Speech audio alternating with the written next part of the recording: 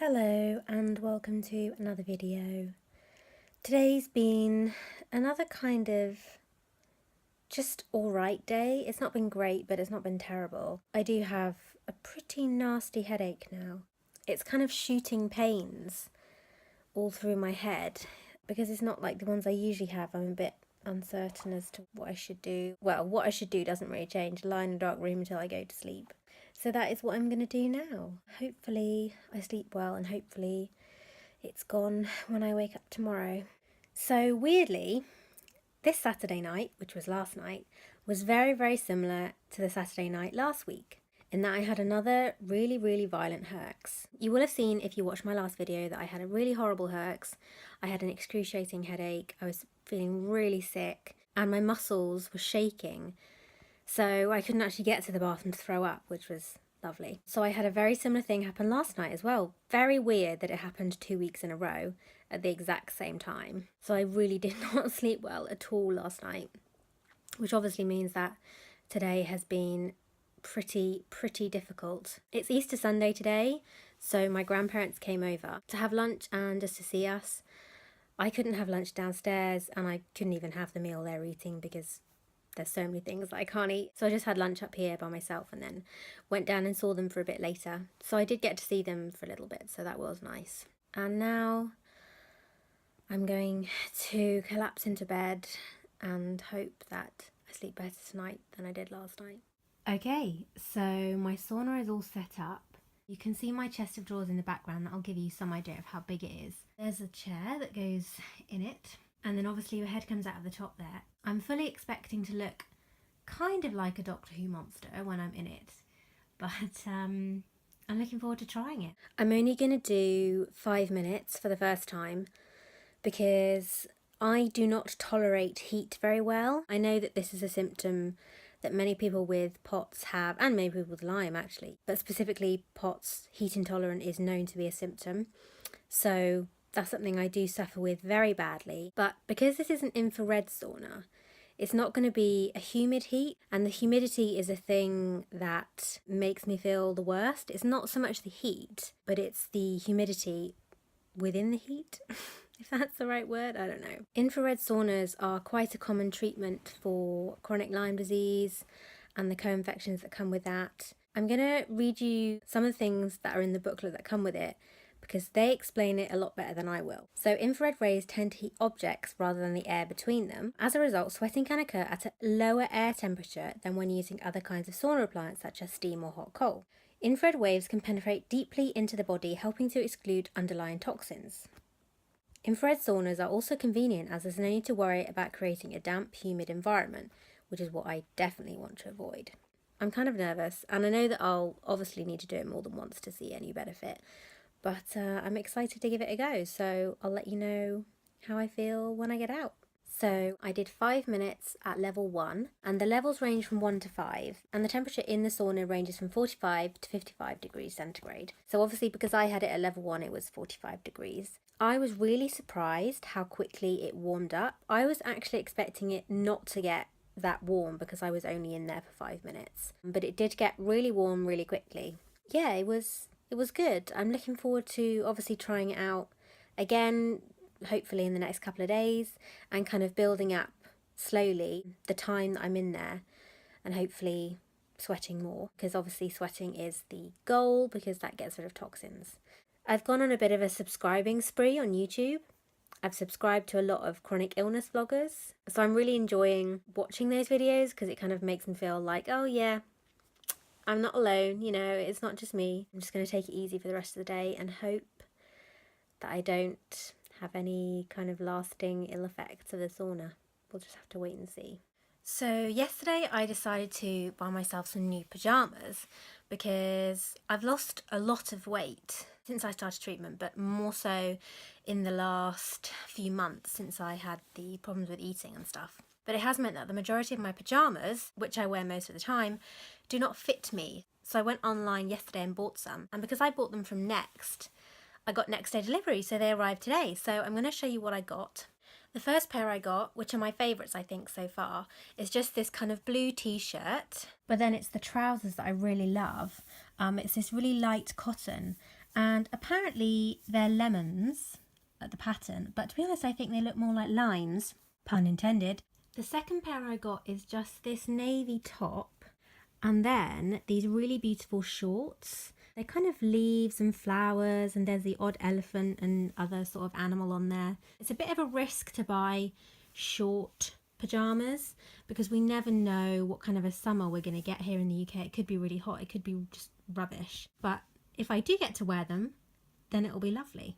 But I'm really pleased with what I got, and it's totally brightened my day and made this day a lot better. I finally got around to calling up to make my gynecologist appointment. The way the system works now is you get a letter in the post with a choice of hospitals. I think I mentioned this. And then you pick a hospital, ring that hospital up, and make an appointment. So I chose my hospital. I rang them up and they were like, oh yeah, there's no appointments. And I was like, what? She was like, yeah, we can send you a letter when we get an appointment free, and we'll give it to you and send you a letter.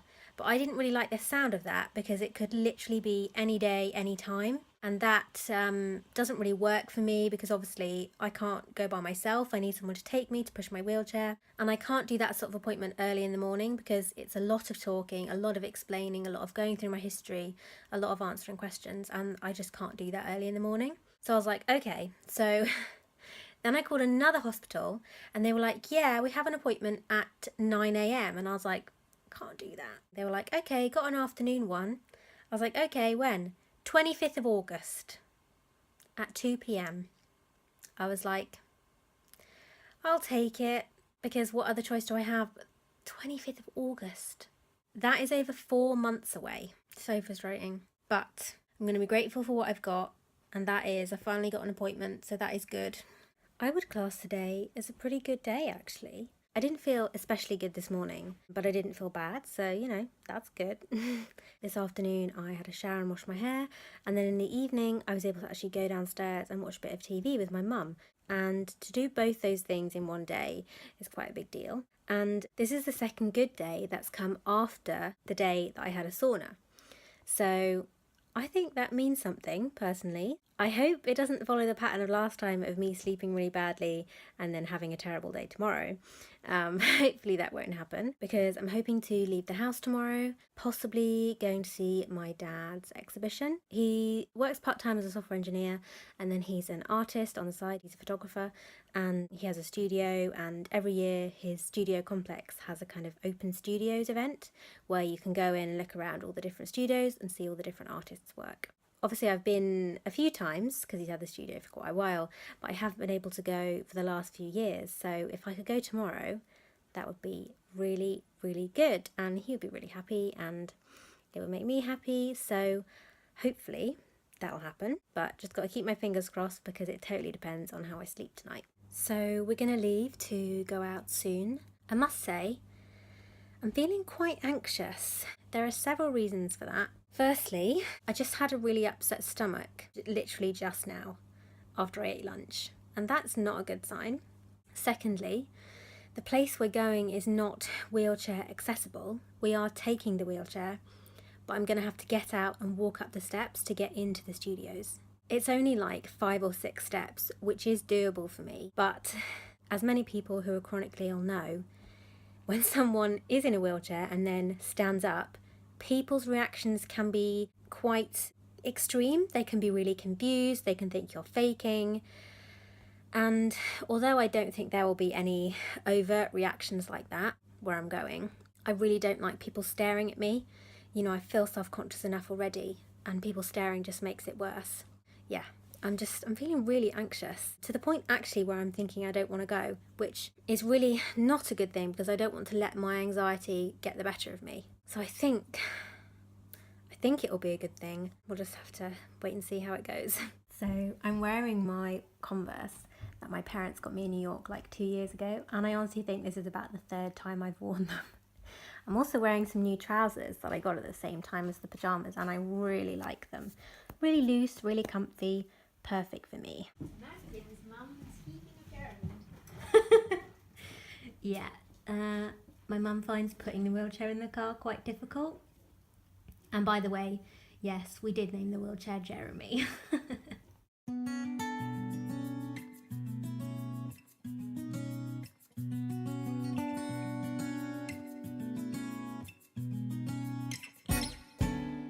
So I'm back now, as you can probably tell.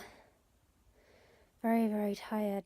It took quite a lot of energy to get up out of the wheelchair repetitively, because obviously I had to get out, walk up those few steps, which wasn't too bad. I mean, I did nearly fall down them when I walked down them.